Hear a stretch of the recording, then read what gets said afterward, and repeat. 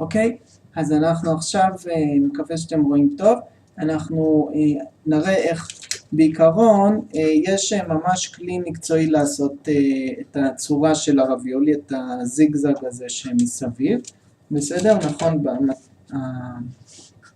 אתם יכולים לראות בתמונה ששמתי לכם בחוברת של המתכון, עושים, הרביולי יש לו מין זיגזג כזה מסביב, ועושים את זה על ידי כלי מיוחד שלי אין. אז מה שעשיתי, ניסיתי לעשות כלי כזה לבד, בסדר? אז לקחתי בעצם צנצנת כזאת של פחית שימורים, בסדר? תכף אני אראה לכם.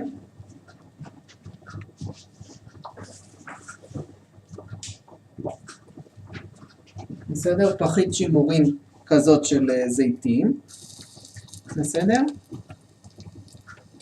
וכמובן פתחתי אותה, הוצאתי, זה במילא אני שם את זה בסלט כשאני אוכל בערב, והעברתי אותם, כן, מה שאתם שומעים פה זה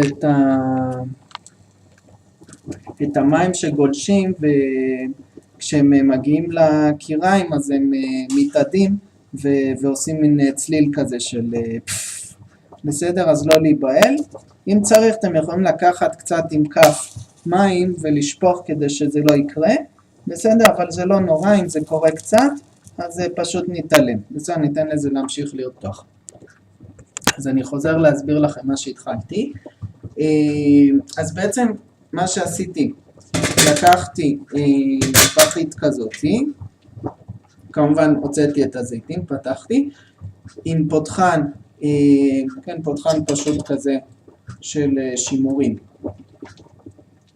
פתחתי גם את החלק, גם את התחתית וגם את החלק העליון, ואחר כך עם פחית של, עם מספרי פח, בסדר? זה מספרי פח, בסדר? זה לא מספריים רגילים. מספריים רגילים, אם אתם חותכים את הפח של פחית שימורים, אתם הורסים אותם. בסדר? אבל מספרי פח, אז הם יותר חזקים, אתם רואים? והם מיועדים, הם כן יכולים לחתוך פח. בסדר? אז אתם חותכים לאורך התפר, בסדר? קצת. ואחר כך, כשאתם בפנים, חותכים לאורך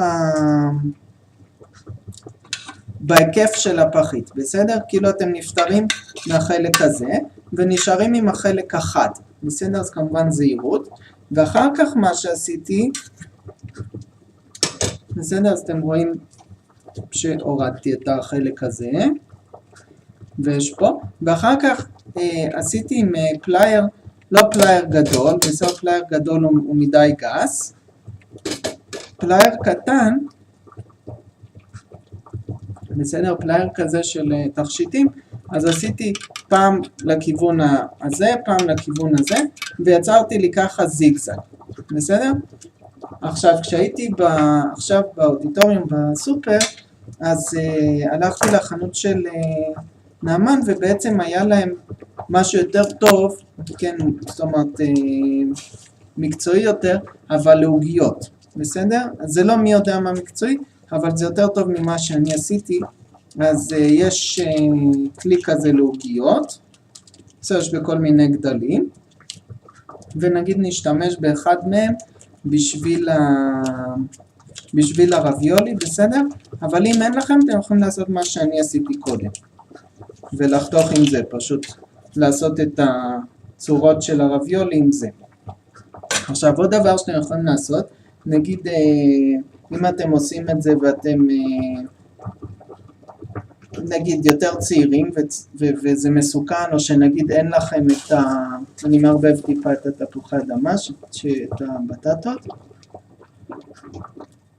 נגיד שאתם לא רוצים להתעסק עם המספרי פח, או אפילו שאין לכם מספרי פח, כן, יכול מאוד להיות, אז מה שאנחנו עושים זה את הדבר הבא. אנחנו לוקחים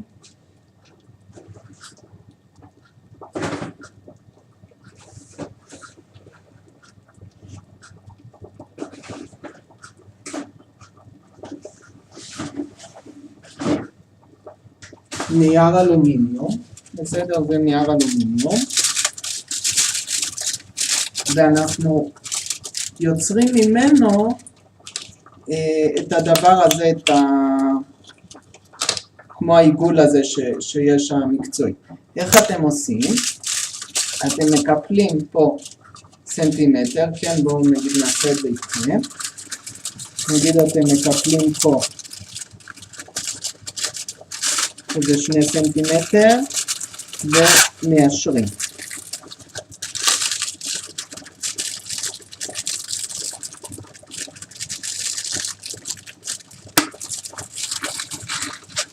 רואים ככה. אחרי זה טיפל. אחרי זה מוציאים עוד קצת ומקפלים עוד טיפול. אותו דבר, גם איזה 2 סנטימטר. בסדר? כל פעם אתם עושים ככה. נגיד אחרי כמה טיפולים זה כבר נהיה די עבה וחזק בפני עצמו, ואז אתם חותכים את זה, כן, זאת אומרת, מוציאים את נגיד שעשיתי כמה טיפולים, אני לא רוצה עכשיו לעשות כי אני לא צריך, ואתם תבינו את העיקרון גם משני קיפולים. בסדר? אז נגיד שעשינו נגיד שעשינו כמה קיפולים, בסדר? אז זה כבר די עבה וחזק, ואז אתם עושים פה זיגזג, פעם ככה, פעם ככה, בסדר? אתם יכולים לעשות אפילו איזה צורה שאתם רוצים, אתם יכולים לעשות צורה של לב, או איזה צורה שאתם רוצים, ואז אחר כך כשאתם פורסים את זה, אתם רואים מה יצא? מין זיגזגים כאלה, ואז אם אתם עושים את זה לכל האורך, אתם סוגרים אחר כך, מדביקים פה, כל זה יהיה זיגזג, בסדר? כל זה זיגזג זיגזג, אתם מדביקים פה עם איזשהו דבק נקי, כן? כי זה ייגע באוכל, אז נגיד סלוטייפ כזה שיש לכם בטח בכלי כתיבה, סלוטייפ שקוף כזה, נייר דבק, וחותכים את השריט, ואז יש לכם בעצם, אם זה מקופל הרבה פעמים, אז זה כבר חזק, נגיד תקפלו 10 פעמים, ואז זה כבר עבה וחזק, ואז זה יכול לתפקד כמו הדבר הזה. בסדר? בדיוק כמו שאתם עושים ככה, עם הזיגזג שיצרתם. אז זהו, זה היה הסבר על איך עושים חותך רביולי כשאין חותך רביולי. 2 שיטות, אחת עם השימורים ואחת עם נייר כסף, נייר אלומיניום. אז זהו, אז בואו, זה אני אזרוק ואני אסביר למקום את הנייר אלומיניום ונמשיך לעקוב אחרי הבטטות. בסדר, אני פה.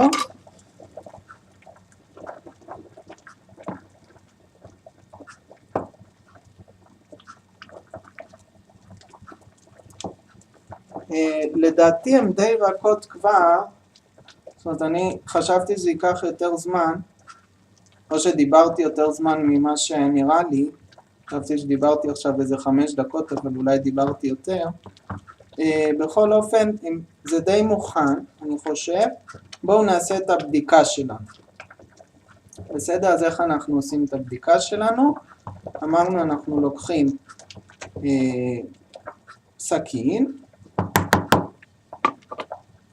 בסדר?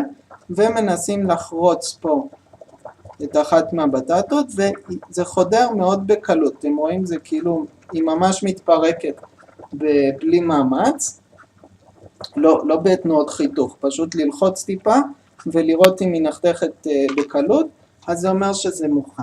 בסדר? אז אני אסגור את הקיריים, ונביא את זה לפה, שתוכלו לראות.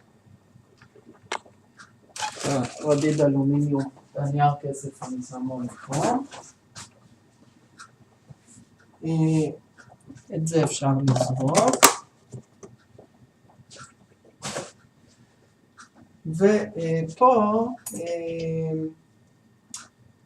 המטרה שלנו לקחת